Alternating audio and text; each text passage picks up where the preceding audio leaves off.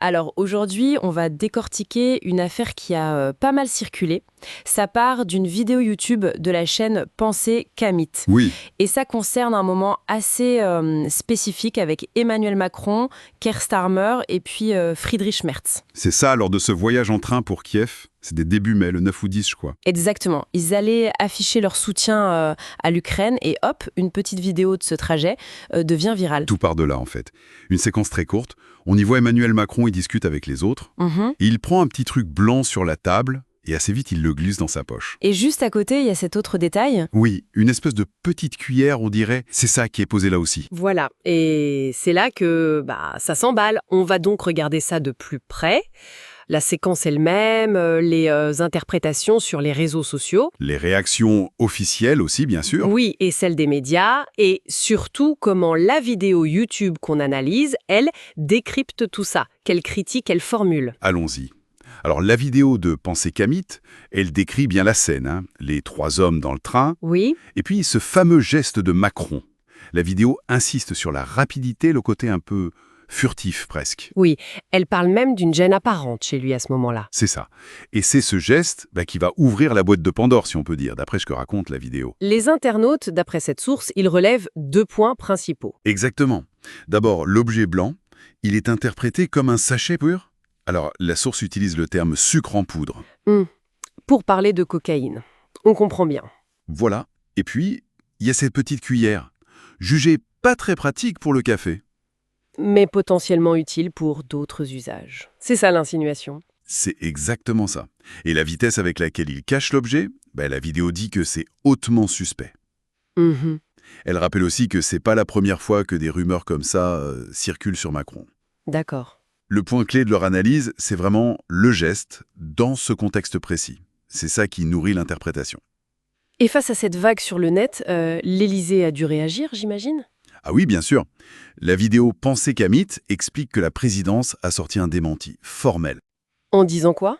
Que c'était juste un mouchoir, tout simplement. D'accord. Un mouchoir. Oui, mais toujours d'après la source vidéo, ce démenti, il est accompagné d'accusations assez fortes. Oh oui, ça. On parle de manipulation hostile, de fausses informations, et ça viendrait des ennemis de la France, de l'extérieur comme de l'intérieur, avec une mise en garde contre la désinformation. Et ce qui est assez ironique, et la vidéo le souligne bien, c'est que cette réponse officielle, Elle aurait eu l'effet inverse. c'est ça. C'est ce que suggère l'analyse de la vidéo. Plus le démenti est solennel, plus l'objet gagne en aura. En gros, en voulant éteindre le feu, Ils ont attiré encore plus l'attention dessus. c'est l'effet Streisand classique. Tout à fait. La vidéo utilise même une image. C'est comme si je vous donne un livre. Et je vous dis, surtout ne regardez pas la page 40. Difficile de résister, effectivement. Et les médias, alors, comment ils ont couvert l'affaire, toujours selon cette vidéo YouTube? Alors le portrait que brosse Pensée Kamit, c'est celui d'une presse française assez unie derrière la version officielle. D'accord. Majoritairement, c'est classé fake news. Et l'histoire du mouchoir, elle est reprise un peu partout. Et qui serait à l'origine de cette fake news, d'après les médias français cités par la source? La vidéo affirme qu'ils pointent quasi tous du doigt la Russie. Ah, la Russie encore. Oui. Désinformation russe, menaces hybrides, cyberattaques, le tout relayé par l'extrême droite, apparemment. Mhm. Et il y a même des personnalités médiatiques citées dans la vidéo qui vont plus loin. Elles y voient un signe de fébrilité de Poutine face à l'unité européenne montrée à Kiev. L'auteur de la vidéo YouTube semble trouver ça un peu systématique. Non, cette accusation envers Moscou. Oui, il y a une pointe d'ironie, c'est clair. Il lâche un truc du genre tout ce qui ne va pas bien sur Terre, c'est la faute de la Russie. Ça résume son sentiment. Et concrètement, sur quoi les médias s'appuient pour dire que c'est un mouchoir? Ouais. Qu'est-ce que rapporte la vidéo? Elle dit que les médias ont utilisé des photos, des vidéos de meilleure qualité, venant de l'AFP à PTF1, Pour montrer que c'était bien un mouchoir. oui, censé montrer clairement un mouchoir en papier, un peu roulé, et pour l'autre objet, le petit truc métallique, La cuillère présumée? là ça varie. Parfois c'est une touillette à café, d'autres fois c'est un cure-dent que Merzef était en train de triturer. Ah, d'accord, donc pas la même version partout. Non. Et la vidéo YouTube, elle manque pas de le souligner, cette incohérence. La source cite pas mal de monde, hein. Libération, France 24, 20 minutes. Oui, Et des personnalités très différentes aussi. Alex Jones, le commentateur américain, d'Inès de Souza, Silvano Trotta. Et même Maria Zakharova, la porte-parole russe. Exactement. Et d'ailleurs, le fait qu'elle reprenne l'info, c'est vu par les médias français, d'après la vidéo, comme une preuve de la manip russe. Logique implacable. Jean-Noël Barrot est aussi cité, le ministre du numérique de l'époque, qui avait dénoncé une manipulation. Donc si je comprends bien la critique de Pensée Kamit, C'est une critique assez sévère des médias français sur ce coup-là, qualifiée d'unanime. agissant pour protéger le pouvoir, c'est ça l'idée, hein. C'est ce que la vidéo suggère, oui.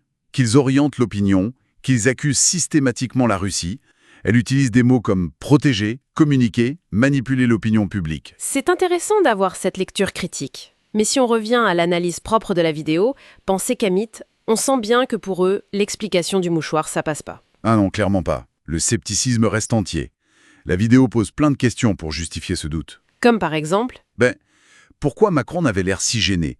Pourquoi cacher ça si vite, de façon si maladroite presque? il aurait pu le laisser sur la table. Oui, ou le jeter plus tard, tranquillement. Pourquoi ce geste précipité? Et surtout, la petite cuillère. Pourquoi on n'en parle plus dans les démentis, alors que c'était un des éléments suspects au départ? Donc c'est pas juste le doute, c'est une critique de la communication elle-même. Tout à fait. La vidéo parle d'erreurs de communication, d'explications super bancales. Elle dénonce aussi la façon dont toute autre lecture est tout de suite balayée. Selon elle, si tu doutes du mouchoir, t'es taxé de complotiste ou d'agent russe. Ah oui, la rhétorique habituelle. C'est ça. Elle cite même Idriss Aberkan qui, en partageant l'affaire, aurait dit « Tu m'étonnes qu'ils veulent interdire X, l'ancien Twitter. » Suggérant une volonté de contrôler l'information. Voilà. Et l'analyse va plus loin que la simple communication. Elle touche à des questions de fond, morales, légales même. En partant de l'hypothèse du sucre en poudre, bien sûr. Oui, elle pose la question crûment. Est-ce que c'est acceptable, moralement, qu'un chef d'État, qui représente la France, qui prend des décisions hyper importantes, potentiellement sur la guerre, puisse consommer des trucs illicites? C'est ça la question. Et la vidéo fait un parallèle intéressant. Imaginez si c'était un citoyen lambda ou un président africain. Ça ferait les gros titres partout, selon elle. C'est ce qu'elle dit. Et l'argument de la vie privée, il est écarté. Pour une personnalité comme ça, en mission, l'exemplarité et la lucidité sont attendues.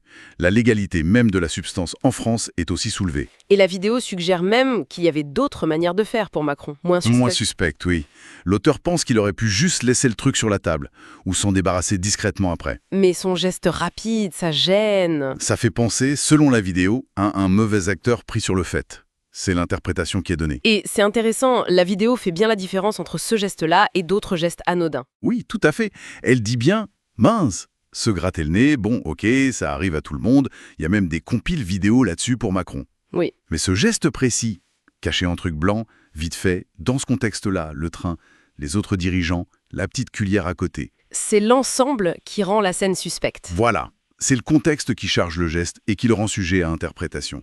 Ce n'est pas juste le geste isolé. Bon, si on essaye de résumer un peu tout ça, en suivant le fil de la vidéo Pensée Kamit, on a vraiment deux histoires face à face. C'est exactement ça. D'un côté, la version officielle, un mouchoir, un geste un peu gauche d'un président, version relayée par une bonne partie des médias. Et de l'autre côté, Les doutes qui persistent, nourris par l'image elle-même, le geste, le contexte, qui font penser à un sachet de poudre et une cuillère qui va avec. et la source qu'on analyse, elle, penche clairement d'un côté. Ah oui, très nettement.